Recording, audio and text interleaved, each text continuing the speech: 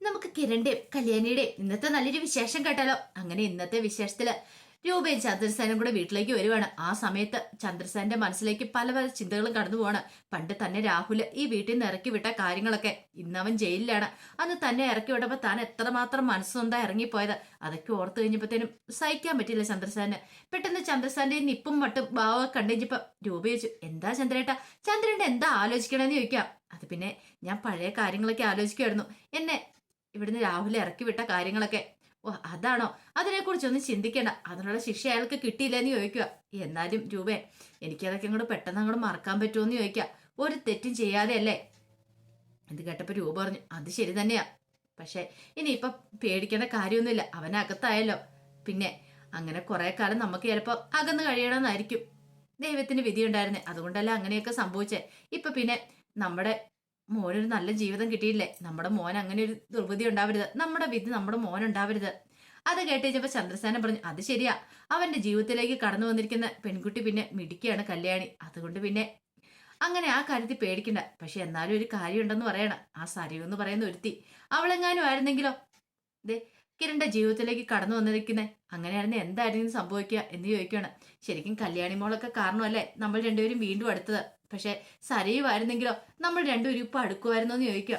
ഇത് കേട്ടപ്പോ രൂപ പറഞ്ഞു, അത് ശരി തന്നെയാ, കാരണം അവള് മനസ്സിലേക്ക് വിഷം കുത്തി നിറയ്ക്കാനേ ശ്രമിക്കുള്ളൂ, മുമ്പ് അങ്ങനെ തന്നെ ആയിരുന്നല്ലോ. ഇത് കേട്ട് കഴിഞ്ഞപ്പം ചന്ദ്രസേനൻ പറഞ്ഞു, അത് ശരി തന്നെയാ, നീ അത്ര കൊഞ്ചിച്ച് ലാളിച്ചല്ലേ അവളെ വളർത്തിയത്. അതെ, അവളുടെ ചെറുപ്പത്തിലുള്ള അവളുടെ ആ കുട്ടിത്തരത്തിനും അഹങ്കാരത്തിനും എല്ലാം ഞാൻ കൂട്ടു നിന്നിട്ടുള്ളൂ, പക്ഷേങ്കില് പിന്നീടല്ലേ എനിക്ക് അതിന്റെ സത്യാവസ്ഥയൊക്കെ മനസ്സിലാകുന്നേ. ഈ സമയം ചന്ദ്രസേനൻ പറഞ്ഞു, ഒരു കാര്യമുണ്ട്, അവൾ ഇപ്പോഴും പുറത്താണ്.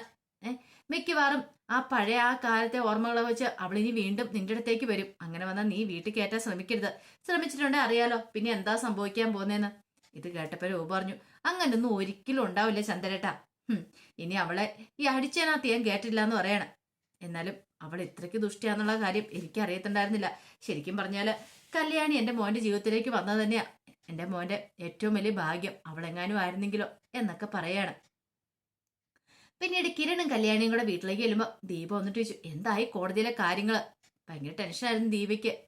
ഈ സമയം കിരൺ പറഞ്ഞു, ആ രാഹുല് ആ ബഗാസറിനെ ജയിലിലേക്ക് അയച്ചെന്ന് പറയണം. ഓ സമാധാനമായെന്ന് പറയാണ്.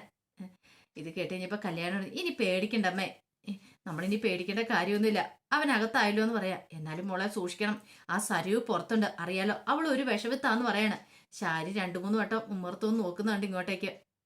പക്ഷെ ഞാനിത് കണ്ടിട്ട് മൈൻഡ് ചെയ്യാതെ പോലെ നിന്നെന്ന് പറയണം. കിരൺ പറഞ്ഞു, ഇനിയിപ്പ അങ്ങേർക്കൊന്നും ചെയ്യാൻ പറ്റില്ല എന്ന് പറയണം. പിന്നെ ശരിക്കും പറഞ്ഞാല് ഇതേ ആ പ്രകാശനുള്ളതുകൊണ്ട് മാത്രം, കല്യാണിന്റെ അച്ഛനുള്ളതുകൊണ്ട് മാത്രമാണ് എന്റെ അച്ഛനും അമ്മ ഇപ്പൊ ജീവനോടെ ഇരിക്കുന്നത്. അല്ലായിരുന്നെങ്കിലോ ഈ സമയത്ത് എന്ത് സംഭവിച്ചാലും. പിന്നെ അമ്മേ, ഇനിയിപ്പം അച്ഛനെ കണ്ടു കഴിയുമ്പോ അത്ര ദേഷ്യമൊന്നും കാണിക്കേണ്ട കാര്യമൊന്നുമില്ല, സംസാരിക്കാൻ വന്നാൽ പോലും ദേഷ്യപ്പെട്ട് അകന്ന് മാറി നിൽക്കേണ്ട കാര്യമൊന്നുമില്ല, ആ പഴയ സ്വഭാവത്തിന് കുറെ മാറ്റം വന്നിട്ടുണ്ടെന്ന് പറയണേ.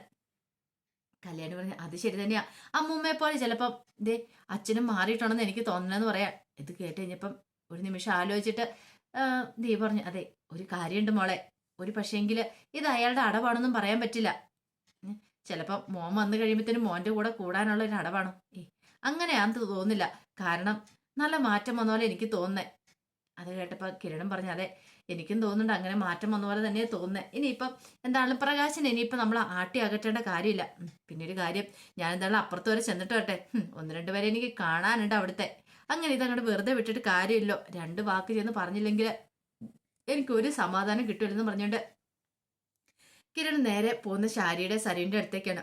ഈ സമയത്ത് സരു അങ്ങോട്ട് കയറി ചെന്ന് കഴിഞ്ഞപ്പത്തേനും ശാരി എന്തായ കാര്യങ്ങള്, എന്താവാനായിട്ട്, അങ്ങനെ പിടിച്ച് അകത്തിട്ടിട്ടുണ്ട്, ഇപ്പൊ സമാധാനമായി കാണുമല്ലോ. അതിന് എന്നോട് എന്തിനാ മോളെ ദേഷ്യപ്പെടുന്നത്? ദേഷ്യപ്പെടാതെ, ആകെയുള്ള ഒരു പ്രതീക്ഷയായിരുന്നു എന്റെ അച്ഛനും അകത്തായെന്ന് പറയണം. അപ്പോഴേക്കാണ് കിരൺ അങ്ങോട്ടേക്ക് ചെല്ലുന്നത്. കിരൺ ചെന്നിട്ട് പറഞ്ഞു, എനിക്ക് ഭയങ്കര സന്തോഷമുള്ള ദിവസമാണ് സരിയുന്ന്, കാരണം നിന്റെ അച്ഛൻ ബഗാസുരനെ അങ്ങനെ ജയിലിൽ അടച്ചല്ലോ, ഇനി അയാൾ അവിടെ നിന്ന് ഇറങ്ങാതിരിക്കാൻ വേണ്ടിയിട്ട് ഞാൻ ഏത് പ്രവൃത്തിയും ചെയ്യൂന്ന് പറയണം. അത് കേട്ടപ്പോ സരി പറഞ്ഞു, എടാ അതെന്റെ അച്ഛനാന്ന് പറയണം. എടി നിന്റെ അച്ഛനാ, അതെനിക്കറിയാം, അതുപോലെ നിന്റെ ഒരു അമ്മയുണ്ടല്ലോ, നിനക്ക് ജന്മം നൽകിയ അമ്മ. പക്ഷെ നീ അമ്മയെ സ്നേഹിക്കുന്നുണ്ടോ? ഈ ദുഷ്ടനായ ബഹാസുനെ സ്നേഹിക്കുന്നതിന് പകരം ഒരിറ്റ് സ്നേഹം നീ നിന്റെ അമ്മയ്ക്ക് കൊടുക്കുവാണെങ്കിൽ അവര് നിന്നെ കൈക്കുമ്പിളിൽ എടുത്തോണ്ട് നടന്നേരം. പക്ഷെ പറഞ്ഞിട്ട് കാര്യമില്ല, നിനക്ക് അതിനുള്ള യോഗമില്ല സരിയെന്ന് പറയാണ്. പിന്നീട് ശാരിയോട് പറഞ്ഞു, നിങ്ങളുടെ ഒരു കഷ്ടകാലം 10-25 വർഷക്കാലം ഒന്ന് ആലോചിച്ച് നോക്കിയേ. നിങ്ങളെ പറ്റിച്ചില്ലേ അയാള്? നിങ്ങളുടെ സ്വന്തം മോളാന്ന് പറഞ്ഞ് നിങ്ങൾ ഇവരെ കൂട്ടിക്കൊണ്ട് നടന്നില്ലേ? എന്നിട്ട് ഇപ്പൊ എന്തായി? നിങ്ങൾക്ക് തിരിച്ചടിയില്ലേ കിട്ടിയിരിക്കണേന്ന് ചോദിക്കുക. നിങ്ങളൊക്കെ ചെയ്യുന്ന ദ്രോഹത്തിനുള്ള പ്രതിഫലം നിങ്ങൾക്ക് കിട്ടിക്കൊണ്ടിരിക്കണേന്ന് പറയാണ്. ശാരി പറഞ്ഞു, മോനെ നിങ്ങൾ കൂടുതലൊന്നും പറയണ്ട.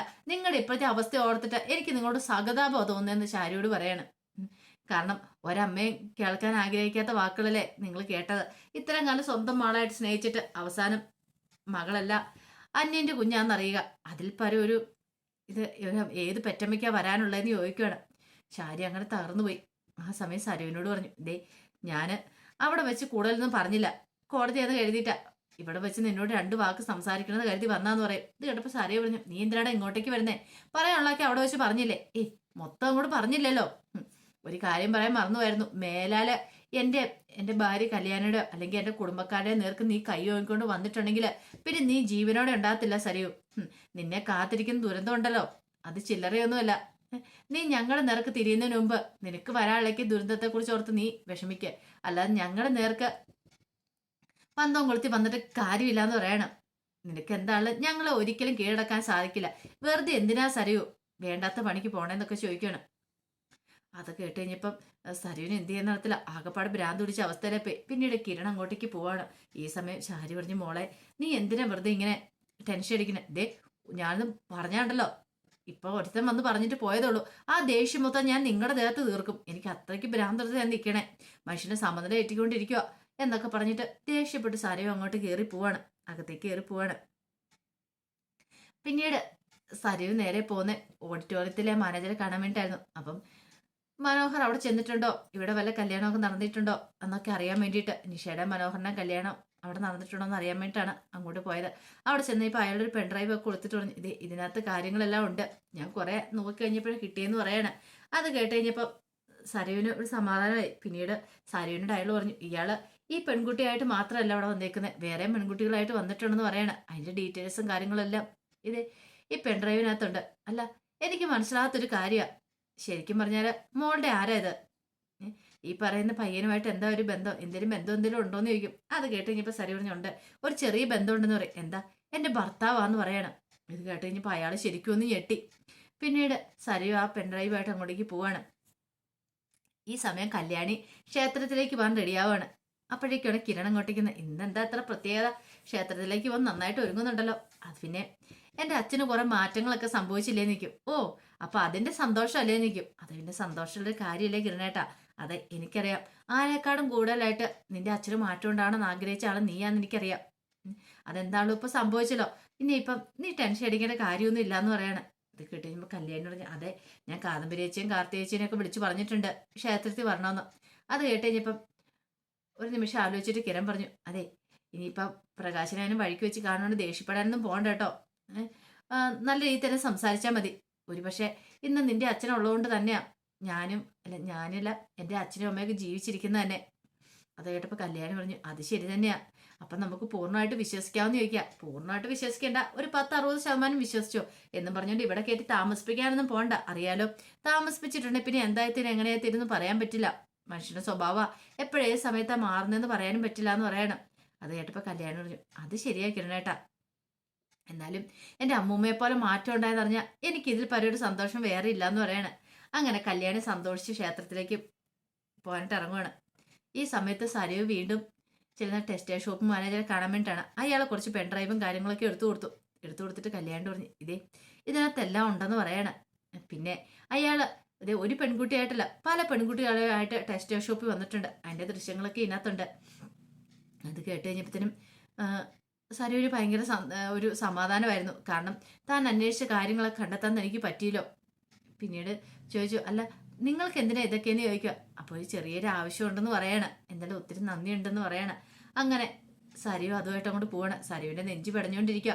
എന്നാലും താൻ ഉദ്ദേശിച്ച കാര്യങ്ങളൊക്കെ നടന്നല്ലോ, ഇനിയാണ് താൻ കളി കളിക്കാൻ പോണേ എന്നൊക്കെ ചിന്തിച്ചാണ് സരയു അങ്ങോട്ടേക്ക് പോണത്. അങ്ങനെ മനോഹറിന്റെ ചതി അവൾ തിരിച്ചറിയുമായിരുന്നു.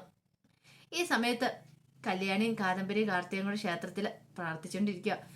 പ്രാർത്ഥിച്ചു കഴിഞ്ഞപ്പോഴത്തേനും തിരുമേനി ഒന്ന് പ്രസാദം കൊടുത്തു. എന്നിട്ട് പറഞ്ഞു, ഇപ്പോഴൊരാൾ നിങ്ങളുടെ പേരിൽ അങ്ങോട്ട് പുഷ്പാഞ്ജലി 3 പെൺമക്കളുടെയും പേരിൽ കഴിപ്പിച്ചിട്ട് അങ്ങോട്ട് പോയതുള്ളെന്ന് പറയാണ്. അത് കേട്ട് കഴിഞ്ഞപ്പോൾ കാർത്തിക പറഞ്ഞു, അയാൾ കഴിപ്പിച്ചാൽ അയാൾ അത്രയ്ക്ക് അങ്ങോട്ട് വിശ്വസിക്കാൻ പറ്റില്ലെന്ന് പറയാ. തിരുമേനി പറഞ്ഞു, ഇനിയിപ്പോൾ വിശ്വസിക്കാതിരിക്കേണ്ട കാര്യമില്ലെന്ന് എനിക്ക് തോന്നുന്നത്. അയാൾക്ക് നല്ല മാറ്റമുണ്ട്, അത് അയാളുടെ മാറ്റം തന്നെയാന്ന് പറയണം. അങ്ങനെ പ്രാർത്ഥന കഴിഞ്ഞിട്ട് അവരങ്ങോട്ട് ക്ഷേത്രത്തിനകത്ത് പുറത്തേക്ക് ഇറങ്ങി വരാൻ തുടങ്ങുന്ന സമയത്ത് കാദംബരി പറഞ്ഞു, എന്നാലും ഇത്ര പെട്ടെന്ന് മാറ്റം ഉണ്ടെന്ന് ഞാൻ പ്രതീക്ഷിച്ചില്ല എന്ന് പറയണം. കാർത്തി പറഞ്ഞു, സൂക്ഷിക്കണം കല്യാണി, അയാൾക്ക് മാറ്റം ഉണ്ടെന്ന് പറഞ്ഞാലും നമുക്ക് വിശ്വസിക്കാൻ പറ്റില്ല. കാരണം ആ വിക്രത്തോട് ചേർന്ന് വല്ല നാടകമാണെന്ന് അറിയാൻ പറ്റില്ല. വിക്രം ഇനി പുറത്തിറങ്ങി കഴിയുമ്പോഴത്തേനും നമ്മളെ ഒറ്റി കൊടുക്കാനായിട്ടെ നമ്മളോട് അത്ര ചേർന്നിരുന്നിട്ടല്ലേ കാര്യമുള്ളൂ. ചിലപ്പോൾ ഇതും അയാളുടെ തന്ത്രമാണെന്ന് പറയാൻ പറ്റില്ല. അതുകൊണ്ട് സൂക്ഷിച്ചും കണ്ടും വേണമെന്ന് പറയാം. കല്യാണി പറഞ്ഞേ, എനിക്കങ്ങനെ തോന്നുന്നില്ല കാർത്തി ചേച്ചി, നല്ല മാറ്റമുണ്ട്. എനിക്ക് മാത്രമല്ല, കിരണേട്ടനും എല്ലാവർക്കും തോന്നിയത് കാര്യം അത്. അതുകൊണ്ടാണ് ഞാൻ പറഞ്ഞേ, ഇനിയിപ്പം അച്ഛനെ കണ്ടാലും നമ്മൾ മോൻ തിരിച്ച് നടക്കേണ്ട കാര്യമില്ല. അത്യാവശ്യം സംസാരിക്കുന്നതിനൊന്നും ഒരു കുഴപ്പമില്ലെന്ന് പറയണം. അപ്പോഴേക്കാണ് പ്രകാശൻ അങ്ങോട്ടേക്ക് വരുന്നത്. പ്രകാശൻ നോക്കിക്കഴിഞ്ഞപ്പോൾ തൻ്റെ 3 പെൺമക്കളും. പ്രകാശന് ഭയങ്കര സന്തോഷമായി. പ്രകാശൻ അവരുടെ അടുത്തേക്ക് നടന്നെടുക്കുവാണ്. അപ്പം അതിൻ്റെ വിശേഷങ്ങളൊക്കെയാണ് കാണുന്നത്. ഇതിൻ്റെ ബാക്കി വിശേഷങ്ങളുമായിട്ട് വൈകുന്നേരത്തെ പ്രമോയി വരാട്ടോ. ഒരിക്കൽ കൂടി എല്ലാവർക്കും ശുഭദിനം നേർന്നുകൊണ്ട് നിർത്തുന്നു. നന്ദി.